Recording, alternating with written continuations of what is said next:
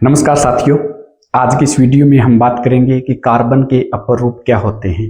अपरूप का मतलब क्या है? अपरूप का मतलब ये होता है कि होते तो वो कार्बन ही हैं, लेकिन उसमें क्या होता है कि उनके गुणों के आधार पर उनके अलग अलग रूप बन जाते हैं, जिसे हम कार्बन के अपरूप कहते हैं।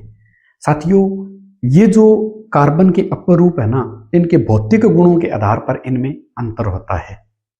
यानी कोई होती तो चीज तो ये कार्बन ही है। हमारा जो परमाणु होता है या जो हमारा तत्व होता है वो होता तो कार्बन ही है, लेकिन क्या होता है कि कार्बन कार्बन आपस में जुड़ करके नए तत्व या परमाणु बनाते हैं। ऐसे रूप बन जाते हैं कार्बन के, जिनके भौतिक गुणों में बहुत बड़ा अंतर होता है।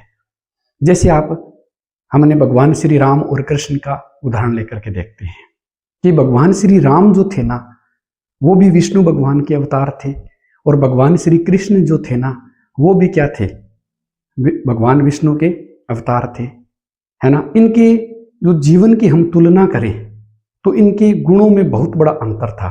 पूरा का पूरा भगवान श्री राम का जीवन है, भगवान श्री कृष्ण का जो जीवन है, उनकी जीवन की जो पूरी की पूरी उनका जीवन जीने की जो शैली है उस पर हम चर्चा करें तो उनके गुणों में बहुत बड़ा अंतर आता है।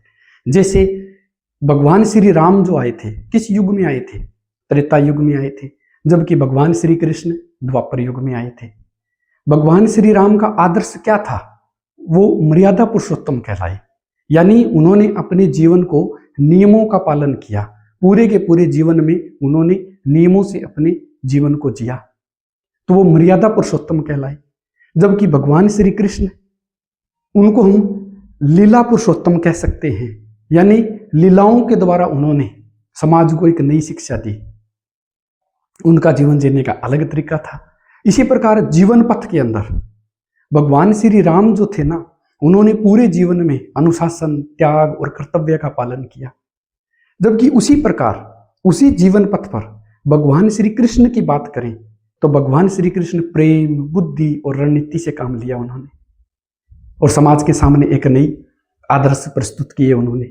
एक राजा के तौर पर, एक नेता के तौर पर अगर हमारे ये दोनों आइडियल हैं, इनके बारे में अगर चर्चा करें तो भगवान श्री राम जो थे एक आदर्श राजा थे, जबकि भगवान श्री कृष्ण जो थे कुशल राजनीतिज्ञ थे, अच्छे मार्गदर्शक थे। वो धर्म की शैली के आधार पर इनमें भिन्नता देखें तो भगवान श्री राम का जो जीवन था, उन्होंने नियमों से धर्म का पालन किया उन्होंने, जबकि भगवान श्री कृष्ण क्या कहते हैं कि परिस्थितियों के हिसाब से धर्म का पालन किया जाए।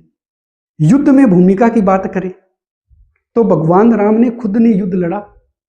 जगत जननी मां सीता का जब हरण हुआ रावण के द्वारा, तो भगवान राम ने रावण के साथ सीधा युद्ध लड़ा, है ना। जबकि भगवान श्री कृष्ण युद्ध में सारथी बने थे, उन्होंने डायरेक्ट युद्ध में भाग नहीं लिया था, नीति निर्देशक थे वो युद्ध के, और युद्ध में सारथी बने थे वो, है ना। जीवन में उनकी जो शिक्षाएं हैं वो बात करें तो भगवान राम के जीवन में सर्वोपरि क्या था? उन्होंने कर्तव्य को सर्वोपरि माना, कि जीवन में जो कर्तव्य हैं वही सर्वोपरि हैं। जबकि भगवान श्री कृष्ण के जीवन से हमें क्या सीखने को मिलता है? वो कहते हैं कि कर्म करो, फल की इच्छा मत करो। ये जीवन में शिक्षाएं मिल रही है। अलग अलग है कि नहीं है दोनों की जीवन शैलियां? अगर व्यवहार की बात करें तो भगवान राम का जो व्यवहार था ना, वो बहुत ही गंभीर, संयम पूर्वक था, जबकि कृष्ण भगवान का जो जीवन था, उनका जो व्यवहार था, बचपन में बहुत चंचल थे, हास्यपूर्ण जीवन था उनका, करुणामयी जीवन था उनका। भारत की प्रत्येक माताएं जो है ना, वो आज भी अपने बेटे का, अपने बचपन के छोटे बच्चे का जो नाम है ना, बचपन का जो नाम होता है, वो कान्हा कह के बुलाती है उसको। यानी भगवान श्री कृष्ण ने अपना बचपन जिया था ना, उस बचपन में बहुत बड़े मानक स्थापित किए उन्होंने, आदर्श पूर्वक उन्होंने बचपन जिया अपना। भगवान श्री कृष्ण ने जीवन की प्रत्येक अवस्थाओं को बहुत ही अच्छे और बहुत ही व्यापक ढंग से उन्होंने जिया, और समाज को एक नई शिक्षा दे करके गए। यानी वो चंचल थे, हास्यपूर्ण थे और करुणामयी थे। अगर कठिन परिस्थितियों में इन दोनों से हमें क्या सीख मिलती है? भगवान राम से हमें सीख मिलती है कि मर्यादा में रहिए और धर्म का पालन करिए।